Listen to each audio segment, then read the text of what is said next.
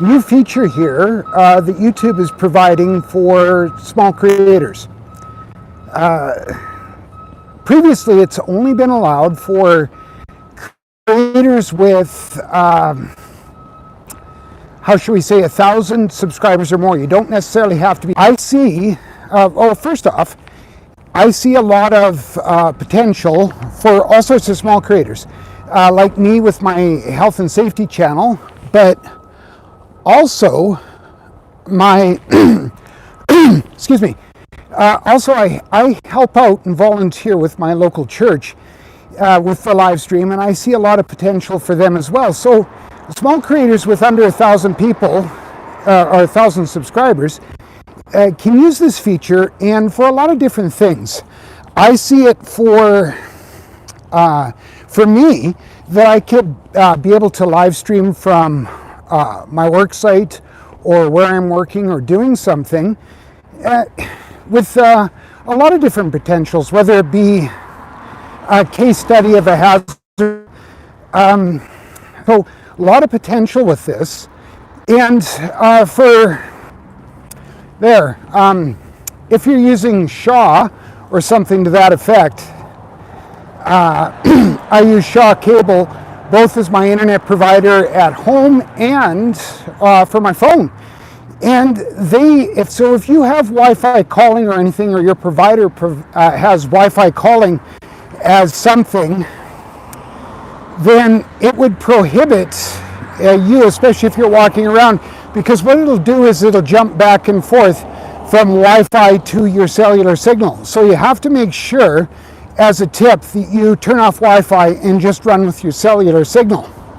Or if you're in a Wi-Fi blanketed area, you won't have to worry about it. But just a note, so you saw there that I had an interruption. Another thing is, I'm not sure about Android devices, but if you're using an iOS device, like an iPhone, then what you have to do not disturb. That way, what you can do is stream without being interrupted with phone calls or notifications from other applications, etc. And so the idea is, when you're streaming, that you won't have the interruptions and it won't interrupt your stream. So I can see this as something especially crucial if you have a small vlog or a small news site. You certainly don't want your broadcast interrupted by your significant other or your son or daughter or something like that texting you saying that they have to be picked up now. So just another quick note. This is a learning curve for me, of course, as well. Now, I'm using a gimbal, so it steadies me, which is, how should I say, convenient. One of the other things, though, is the software within the gimbal won't necessarily translate well for YouTube. For instance, if I try to change the camera level, it won't work. What it does is it moves the camera funny. So what I have to do is, if I want to change the camera view, I actually have to tap the screen and change it through the YouTube app. So one of those things that's a bit of an issue, but not too bad, and it shouldn't affect normal people when they're just trying to stream. Now, one of the other things I wanted to use this for, forgive the traffic, we'll see, I'm coming up to the corner pretty quick, and I'll be out of it, but I want to switch my live streams, the ones from the office, to Saturdays. And the first thing I'm going to do this Saturday is I'm going to stream about how cognitive bias, sometimes referred to erroneously, and even I catch myself doing it once in a while, just recently used that term on another video, personal bias. And it's not personal bias, that's a totally different thing. Hang on, siren.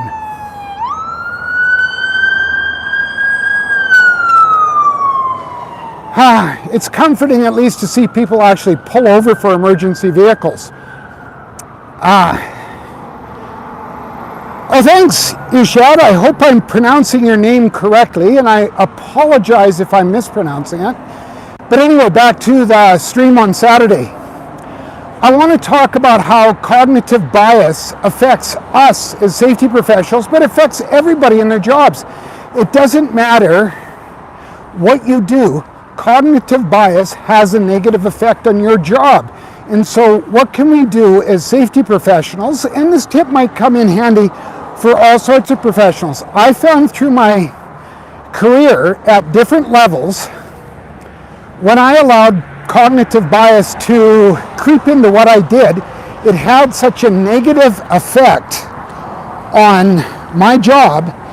And so it's important that we don't let it affect us. And one of the things that COVID-19 has done is it has really affected the way people work severely.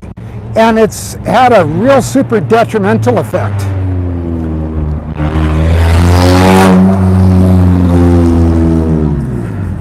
I honestly got to ask, do loud mufflers impress anybody? I think they're terrible.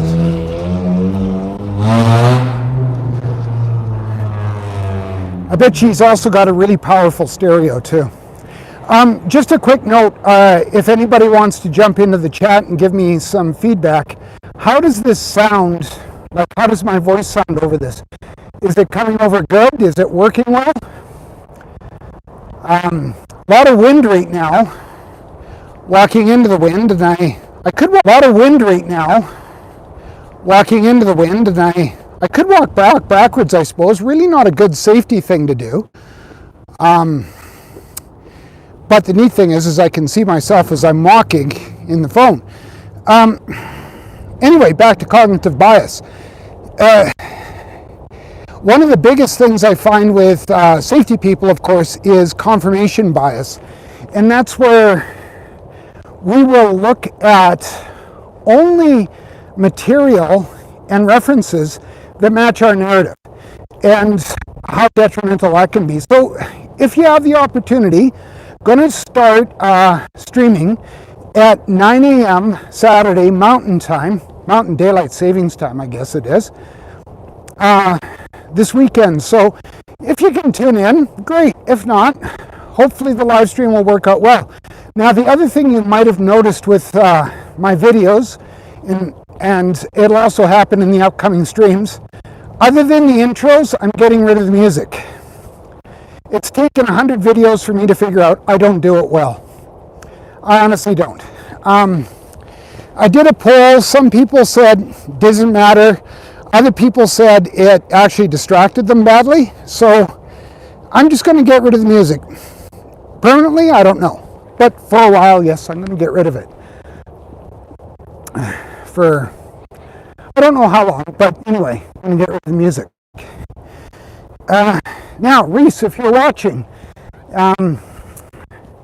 hopefully you see the potential for this in what we could use at church. I think it would work well. Let me know what you think in the comments if you get a chance to hop in. But yeah, I also see it working well if I had the opportunity to do car crossing the road there. An on-site risk assessment or an on-site hazard assessment, or to do some case studies. I do see a lot of potential in it for the channel, but one thing I'll definitely have to do is wear gloves. It's about -2 out right now, Celsius, and yeah, just a little chilly on the hands. So there we go. I hope the sound comes in okay. I'm in a nice quiet area now. So yeah, I hope that this will come to some maturity and that we'll be able to actually use other software with the streaming from the phone. But as I said, I do see some potential in it. I do think it will work well. Yeah. Hello from Calgary. Thanks, Jim. Glad to hear it sounds good. I hope the road noise wasn't too bad. And I've got a mic right here, an external mic. I'm not using the phone mic. I don't think it would work well with the phone. Yeah. So anyway, there's that. Coming back up on the house pretty quick, so I'll likely shut off the stream. But once again, YouTube's released it to small creators. In fact, if you have only 50 subscribers, you can use this, but you have to maintain the 50 subscribers. The other limit is you can only have a viewing audience of your subscriber count and 25 more. So fortunately for me, and I want to thank each and every one of you that's watching, I hit 500 subscribers a few weeks ago, and I really appreciate it, so thank you. The other thing is you have to maintain that 50 subscribers or more. There's no time limitation, but what YouTube will do is it will shut off the public view once the live stream is over, so you have to go into your channel and re-enable it again. So just to recap, a couple of tips. Use an external mic, like a lav mic, like I'm using.